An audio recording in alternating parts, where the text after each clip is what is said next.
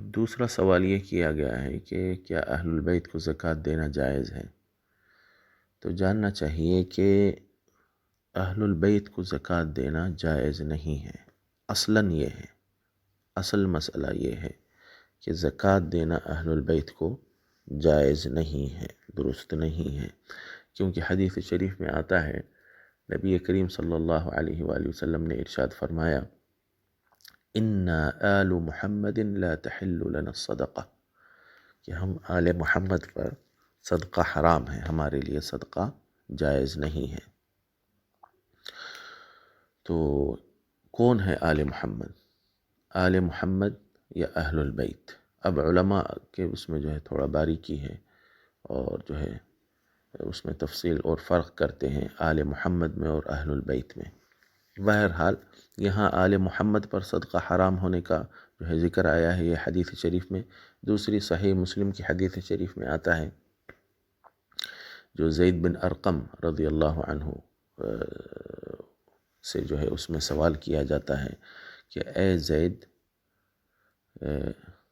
اہل البیت کون ہیں جن پر صدقہ حرام ہے؟ جب آپ جو ہے حضور کریم صلی اللہ علیہ وآلہ وسلم کا خطبہ جو غدیر خم کے موقع پہ آپ نے دیا تھا، جس میں من کنت مولاہ فعلی مولاہ فرمایا تھا، اور اہل بیت کو مضبوطی سے تھامنے، قرآن اور اہل بیت کو مضبوطی سے تھامنے کا آپ نے ذکر فرمایا تھا، اس خطبے کو حضرت زید بن ارقم سناتے ہیں تو تابعین میں سے دو لوگ آپ سے پوچھتے ہیں کہ اہل بیت کو مضبوطی سے تھامنے کا سرکار حکم فرما رہے ہیں، تو یہ اہل بیت ہے کون؟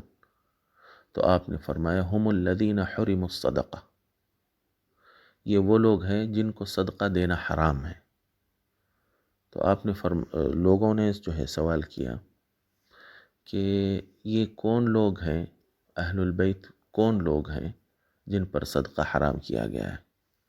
تو آپ نے فرمایا ہم آل علی و آل عقیل و آل جعفر و آل العباس و آل الحارث،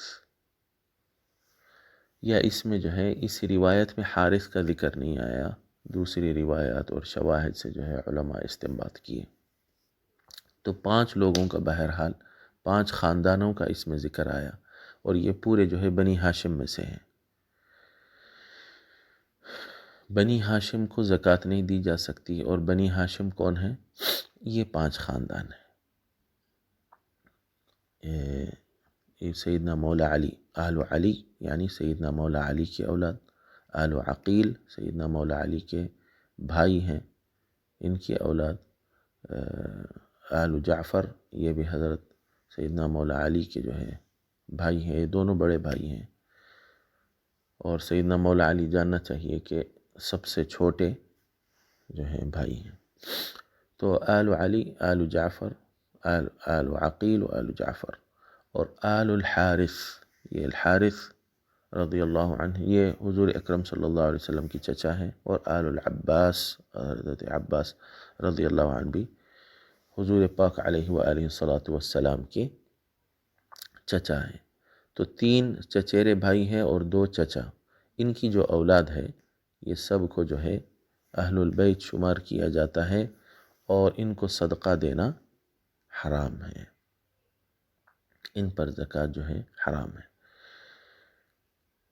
اب علماء کرام بعد کے دور میں، سرکار کے دور میں تو اس چیز کی پابندی تھی، اور خلفائے راشدین کے زمانے میں بھی اس چیز کی پابندی تھی، اہل البیت کو جو ہے زکوٰۃ کے پیسوں میں سے نہیں دیا جاتا تھا۔ لیکن بعد میں جو ہے اہل البیت پر زیادتی ہونے لگی، اور ان کا جو حق ہے مال غنیمت میں سے وہ ان کو نہیں دیا جانے لگا، اور وہ حق اس طرح ہے کہ جو بھی غنیمت میں مال ملتا ہے، چاہے وہ جہاد میں ہو، جہاد کرتے وقت جو مال غنیمت حاصل ہوتا ہے، یا پھر زمین کے اندر جو معدنیات ہوتے ہیں، یعنی سونے کی کان ہے، چاندی کی کان ہے، یا لوہا جو نکلتا ہے، یا پھر جو ہے نمک کے کان جیسا ہوتے ہیں، یا اس طرح کے جو اور بھی مجوہرات ہیں، جیسے قیمتی پتھر ہوتے ہیں جیسا ہیرا وغیرہ ہیں، یا پھر جو ہے اب بعض لوگ اسی پر قیاس کر کے بولے ہیں یہ جو زمین سے گیس نکالی جاتی ہے، طبیعی گیس، اور اسی طرح جو ہے پیٹرول ہے، یہ ساری چیزیں انہی میں جو ہے شمار ہوتی ہے۔ تو اس میں یہ یعنی مال غنیمت میں شمار ہوتی ہے۔ یہ مال غنیمت کا خمس الخمس یعنی 5ویں حصے کا 5واں حصہ، یہ جو ہے اہل البیت کا حق ہے، یہ اہل البیت کا حق ہے قرآن کی نص سے۔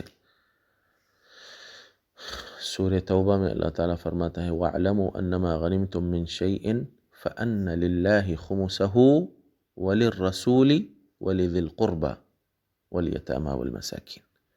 تو یہ 5 لوگوں کا جو ہے ذکر ہوا ہے، للہ ولرسولہ ولذی القربى والیتامى والمساکین وابن السبیل۔ یہ 5 قسم کے لوگوں کا یہاں ذکر آیا، 5 ذات کا جو ہے یہ ذکر آیا ہے، جن کو زکوٰۃ دینا، جن کو جو ہے مال غنیمت میں سے 5واں حصہ دینا ہے۔ تو ان 5 لوگوں میں سے 5 جو لوگوں کا ذکر آیا ہے، 5 شخصیات کا، یعنی اللہ، اس کا رسول اور اہل بیت اور یتامہ اور مساکین اور ابن السبیل، تو ان میں سے جو ہے اہل البیت بھی ہیں۔ تو یہ 5 اگر ان سب کو ملا کے 5واں حصہ دینا ہے تو اہل البیت کو 5ویں میں کا 5واں دینا ہوگا۔ تو بہرحال اس طرح خمس الخمس مال غنیمت جو بھی مسلمانوں کو حاصل ہوتا ہے، اس میں 5ویں کا 5واں حصہ، 5ویں حصے کا 5واں حصہ اہل البیت کو دینا، یہ اہل البیت کا حق ہے۔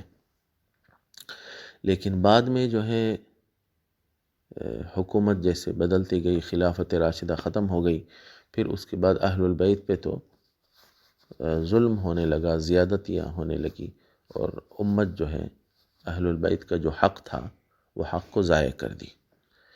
اب اس کی وجہ سے ہوا یہ کہ بعض اہل البیت جو ہے تونگر رہے، غنی رہے، اور بعض جو ہے غریب ہو گئے۔ تو علماء کرام نے کہا کہ جب ان کو یہ حق دیا جاتا تھا خمس الخمس، تو اس وقت جو ہے ان کو زکوٰۃ نہیں دی جاتی تھی، کیونکہ یہاں سے ان کو حق مل رہا تھا۔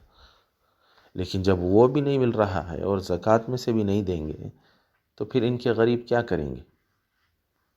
تو ایسی صورت میں کیونکہ ان کو نہیں مل رہا ہے ان کا حق، لہذا جو ہے زکوٰۃ میں سے دیا جا سکتا ہے۔ بعض لوگوں نے کہا کہ نہیں دیا جا سکتا ہے، پھر بھی مسلمانوں کو چاہیے کہ ان کا خیال کرے، ان پر توجہ دے، اور کیونکہ ان کو حکومتیں جو ہے ان کا حق نہیں دے رہی ہیں، پھر ایسی صورت میں ان کو جو ہے زکوٰۃ دینا چاہیے زکوٰۃ کے پیسوں میں سے۔ بعض لوگوں نے کہا کہ نہیں بھائی، ان کا خیال کرنا چاہیے، ان کے احترام کے خلاف ہے کہ ان کو زکوٰۃ دیا جائے۔ بہرحال یہ علماء کی جو ہے اس کو متعلق 2 رائے ہیں۔ اب تیسری مزید ایک بات، جن لوگوں نے کہا کہ زکوٰۃ ان کو دی جا سکتی ہے، ان لوگوں نے کہا کہ ایک شرط کے ساتھ جو ہے دی جا سکتی ہے، یعنی اس میں بھی 2 رائے بن گئے۔ کچھ لوگوں نے کہا کہ زکوٰۃ مکمل طور پہ جو ہے ان کو دی جا سکتی ہے بغیر کسی قید کے۔ بعض لوگوں نے کہا کہ نہیں، اس کے اندر قید ہے کہ صرف بنی ہاشم جو ہوتے ہیں، اہل البیت جو ہوتے ہیں، ان کے مالدار لوگ اپنی زکوٰۃ جو ہے ان کو دے سکتے ہیں، باقی دیگر لوگ اپنی زکوٰۃ کا پیسہ ان کو نہیں دے سکتے ہیں۔ تو بہرحال یہ جو ہے تھوڑی سی بات تھی اس سوال کے متعلق، واللہ ورسولہ اعلم واحکم۔